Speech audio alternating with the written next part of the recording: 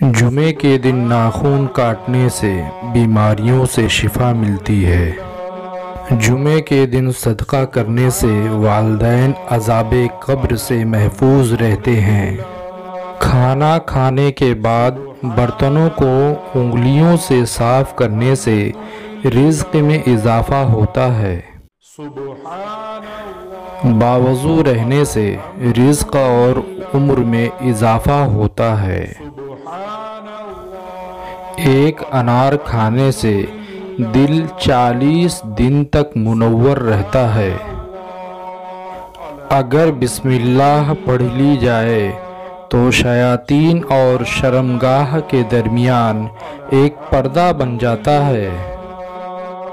अगर आपके पाँव सुन्न हो जाते हैं तो दरूद पाक पढ़ने से फ़ौरन ख़त्म हो जाता है।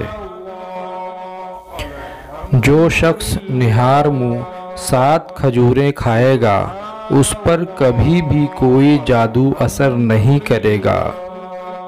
जैतून के तेल की मालिश बदन पर करने से शयातीन 40 दिन तक दूर भाग जाते हैं।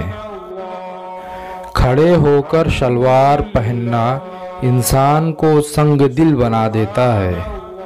दीनी और इस्लामी मालूमात के लिए हमारे चैनल को लाइक और सब्सक्राइब करना न भूलें, क्योंकि हम आपके लिए दीनी और इस्लामी मालूमात पर नई वीडियो बनाते रहते हैं।